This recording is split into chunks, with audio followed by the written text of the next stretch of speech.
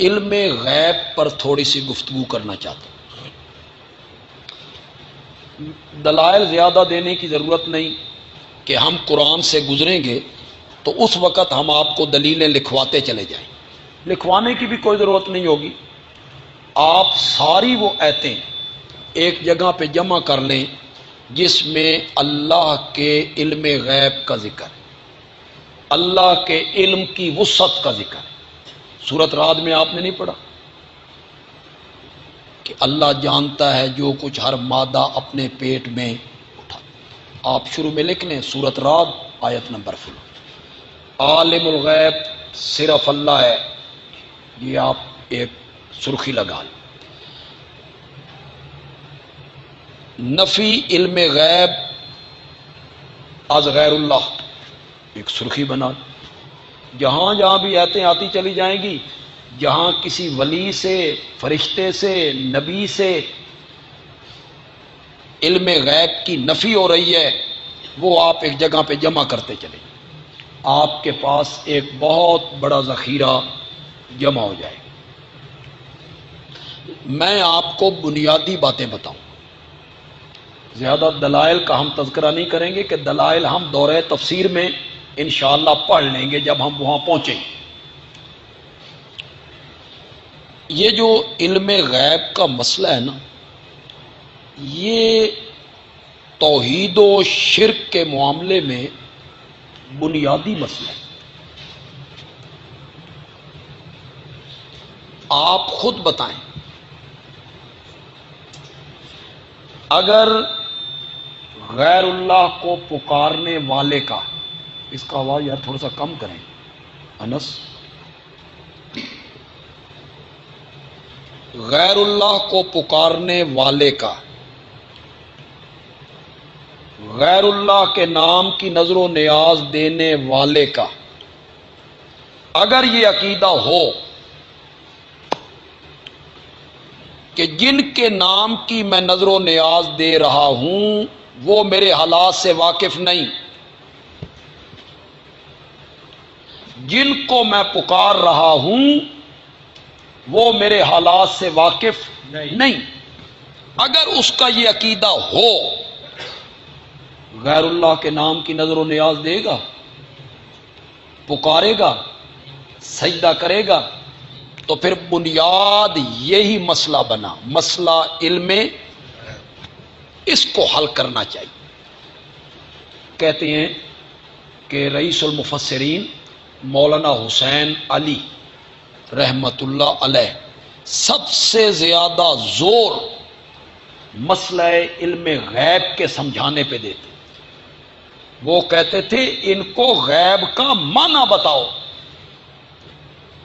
انہیں بتاؤ کہ علم غیب کیا ہے اور اطلاع علی الغیب کیا ہے، اس میں فرق بتاؤ انہیں، ان کو اس فرق کا پتہ نہیں۔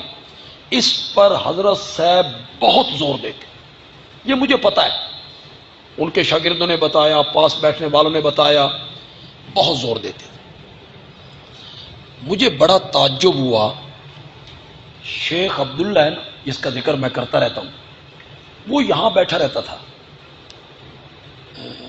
سارا دن یہاں مسجد میں بیٹھا رہتا، تو میرے پاس جب وقت ملتا تو میں بھی اس کے پاس جا کے بیٹھ جاتا۔ تو ایک دن مجھے کہتا ہے کہ رات خواب میں مولانا حسین علی ملے ہیں اور انہوں نے مجھے پیغام دیا ہے کہ مولوی عطا اللہ کو کہنا لوگوں کو علم غیب کا مسئلہ سمجھائیں۔ یہ اس نے مجھے خواب سنایا، اور مجھے یہ پتہ تھا کہ حضرت صاحب اس پر بہت زور دیتے تھے کہ لوگوں کو اس کا معنی بتاؤ۔ منڈی باؤدین میں قدر ایک پنڈ ہے، قدر، یہاں حضرت صاحب گئے، ان کے شاگرد بھی گئے۔ حضرت صاحب پیچھے کمرے میں بیٹھے ہوئے تھے، ایک شاگرد نے بات شروع کی، تقریر شروع ہوئی تو لڑائی ہو گئی۔ اس زمانے میں تو پھر بڑا مشکل کام تھا نا توحید کو بیان کرنا، لڑائی ہو گئی۔ تو حضرت صاحب کے ایک شاگرد تھے مولانا عبد الرؤف، بچھال کلاں کے تھے، یہ چکوال کے علاقے، وہ ذرا اچھے متکلم تھے. تو حضرت صاحب نے مولانا عبدالروف سے کہا، مولوی عبدالروف وانیو انہوں علم غیب دی حقیقت سمجھا. یہ مجھے حضرت نیلوی صاحب رحمۃ اللہ علیہ نے سارا واقعہ بتایا کہ حضرت صاحب ان کو کہتے تھے ان کو علم غیب کی حقیقت بتاؤ.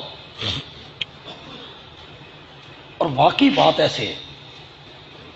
میں نے ایک دن ذکر کیا نا، میں نے ڈاکٹر اسرار احمد صاحب کا ایک درس سنا، تو حالانکہ ان کو بڑی مہارت تھی قرآن میں، اور بڑا ذوق تھا ان کا قرآن بیان کرنے کا، اور بڑی محنت کی ہے اس بندے نے لوگوں کا ذہن قرآن کی طرف موڑنے کے لیے، بڑی محنت کی. لیکن علم غیب کے عنوان پر وہ جو گفتگو کر رہے تھے، میں حیران ہو گیا. میں نے کہا ہو اس بندے کو علم غیب اور اطلاع علی الغیب کے درمیان جو فرق ہے اس کا پتہ، اس کو پتہ ہی نہیں. وہ فرمانے لگے کہ یہ جو علم غیب کا مسئلہ ہے نا، اس میں بریلوی دیوبندیوں کے درمیان لفظی نزاع ہے. کیا نزاع ہے؟ لفظی. جس چیز کو بریلوی علم غیب کہہ دیتی ہیں اسی چیز کو دیوبندی اطلاع علی الغیب کہہ دیتی ہیں. میں نے کہا انا للہ. زمین و آسمان میں شاید اتنا فاصلہ نہ ہو جتنا علم غیب اور اطلاع علی الغیب میں. اتنا فرق ہے. کہاں علم غیب اور کہاں اطلاع علی الغیب. میں نے ایک مناظرے کا ذکر کیا جو سلا والی میں ہوا 1934 میں، علم غیب کے عنوان پر. ہماری طرف سے مناظر تھے مولانا محمد منظور نعمانی رحمۃ اللہ، بڑے پائے کے مناظر تھے. ہم نے تو کتابیں پڑھی ہیں ان کی، وہ مناظرے بھی ہم نے پڑھے ہیں. بندہ دنگ رہ جاتا ہے کہ بندہ کس طرح بولتا تھا.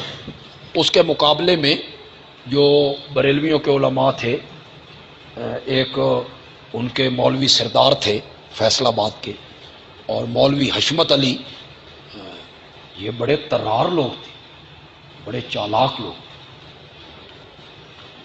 تو مولانا منظور نعمانی رحمۃ اللہ علیہ لکھنؤ کے تھے، لکھنؤ. اور انہوں نے اپنا بوریا بسترا سارا باندھ کے نا بریلی میں ڈیرے لگا دیے. دفتر بھی ادھر لے آئے اور بریلی میں ڈیرے لگا کہ ان کے شہر میں رہ کر ان کا مقابلہ کر. اور پھر ایک مناظرہ انہوں نے مولانا احمد رضا خان کے مدرسے کے اندر جا کے مولوی سردار سے. اس کا تصور ذرا کریں، ان کا مدرسہ، ان کا ماحول، اور ان سے مناظرہ کیا. وہ مناظرہ فتوحات نعمانیہ میں وہ مناظرہ موجود ہے. مولوی سردار کہنے لگا میں جٹ ہاں تے اج تو پھسیاں تے میں تین جان نہیں دینا، آج تین میں بڑا رگڑا لانا. مولانا منظور صاحب اٹھے اور نے فرمایا سردار ایک گلاں تین چنگیاں نہیں لگدیاں، میں جان نہیں دینا، میں تیرے گھر دے وچ وڑے ہوئے ہاں، اے میں گلاں کراں تے چنگیاں لگدیاں تے تین یہ گلاں چنگیاں نہیں لگدیاں، میں تیرے گھر کے اندر آیا ہوں. کچھ تھا نا مجھ میں تو کہ میں تیرے گھر کے اندر آ گیا. تو سلا والی کا جو مناظرہ ہے نا، یقین کریں جب میں نے اسے پڑھا اور پھر کئی بار پڑھتا رہتا ہوں، میں مولانا منظور نعمانی کا علم، تکلم، میں حیران ہو جاتا.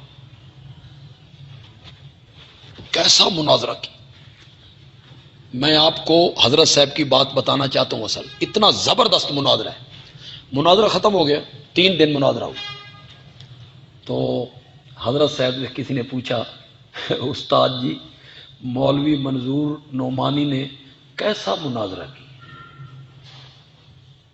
فرمایا مناظرہ تو چنگا کیتا سر، لیکن حالیں آپ نو علم غیب دی حقیقت دا پتہ کوئی نہیں جی، ہم ان کا مناظرہ سن کے دنگ رہ جاتے، لیکن حضرت صاحب کا جو علم غیب کے عنوان پر یعنی نظر تھی، فرمایا حالے آپ اس نو علم غیب دی حقیقت دا پتہ کوئی نہیں۔ تو علم غیب کو سمجھنا یہ بہت ضروری ہے، اور اس مسئلے کو لوگوں کو سمجھانا بہت ضروری، لوگوں کو یہ بتانا کہ تمہارے حالات سے واقف ہے تو صرف اللہ، اللہ کے سوا تمہارے حالات سے کوئی واقف، ایک ایک ذرے اور قطرے اور پتے کو جاننے والا وہی ہے۔ یہ جب لوگ مان لیں گے پھر لوگوں کو کہنا چاہیے پکارنا اس کو چاہیے جو تمہارے حالات سے واقف ہو، نظر و نیاز اس کے نام کی دینی چاہیے جو تمہارے حالات سے۔ تو بنیادی مسئلہ کیا ہوا؟ علم۔